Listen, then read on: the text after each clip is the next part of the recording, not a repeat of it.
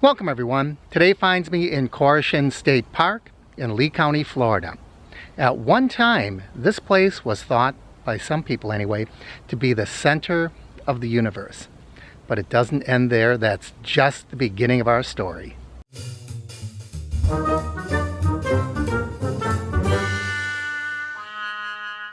Our story about Koreshan State Park actually starts in 1839 in the state of New York.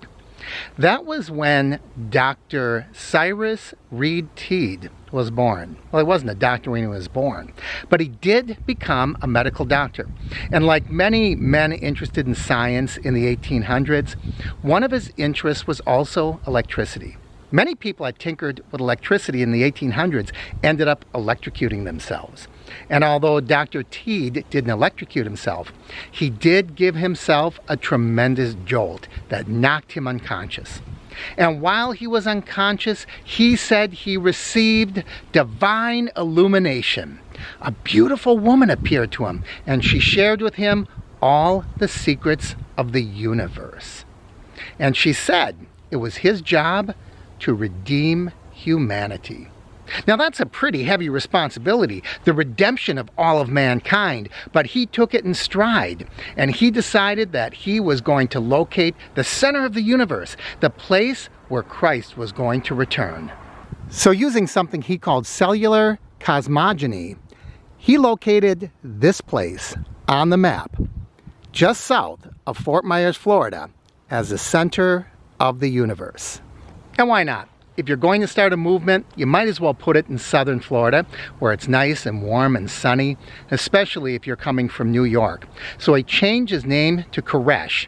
He moved down here, just south of Fort Myers, and he started the Koreshan Unity Settlement. And they had some really wild beliefs. Besides believing that this was the center of the universe, they also believed that this was contained within a giant sphere. That's right. Koresh and his followers believed that the Earth was a giant spinning hollow sphere. And we were held inside through centrifugal force. So we were held on the inside of the sphere, and that was the ground that we stand on. And all of the heavens, the stars, the planets, the sun, everything except the moon, we'll get to that, were all suspended inside this hollow sphere. But the moon, well, the moon was nothing more than an illusion.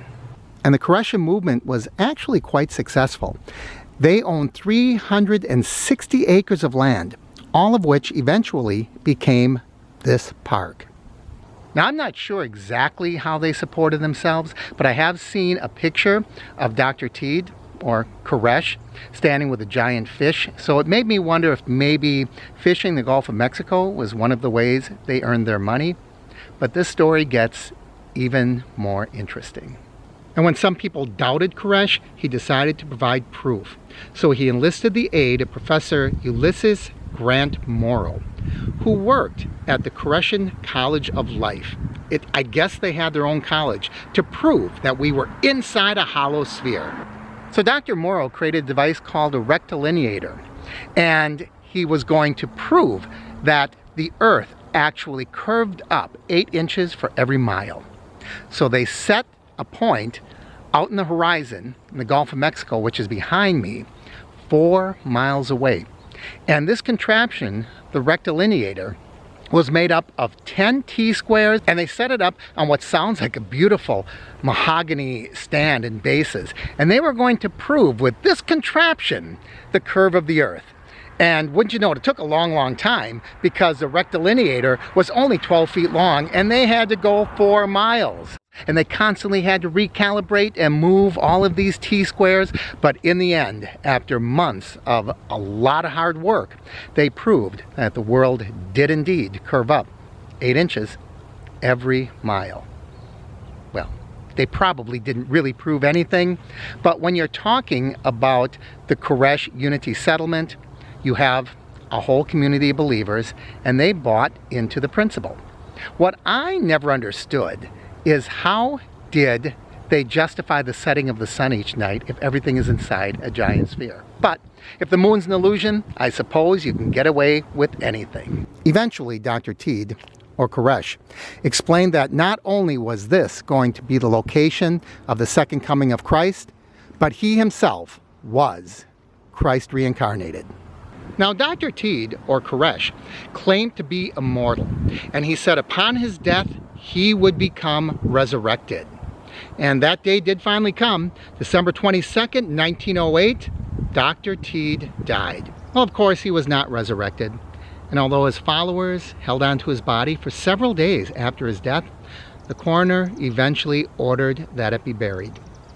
Well, I guess I don't have to tell you that a lot of people lost faith in the Koresh movement after he didn't rise from the dead. An interesting side note, during World War II, the Nazis investigated a lot of claims of paranormal activity, and they actually looked into the Koresh movement and the hollow earth theory for a while. They thought, you know, if we could aim a telescope up into the heavens, we could shoot straight across the sphere and spy on the Americans. Of course, they didn't really look into this seriously, but they did look at a lot of occult and supernatural claims during that time period.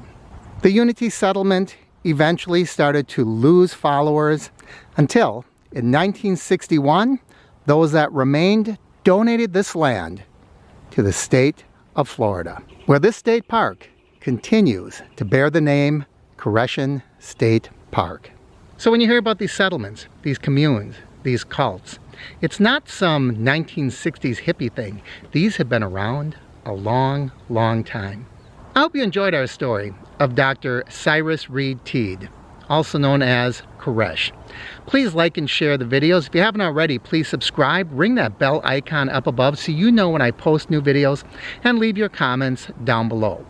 And you can sure help keep this channel going by becoming a Patreon sponsor. Sponsors of this channel who sponsor me for $3 or more do get personal postcards from me and the various places that I travel to.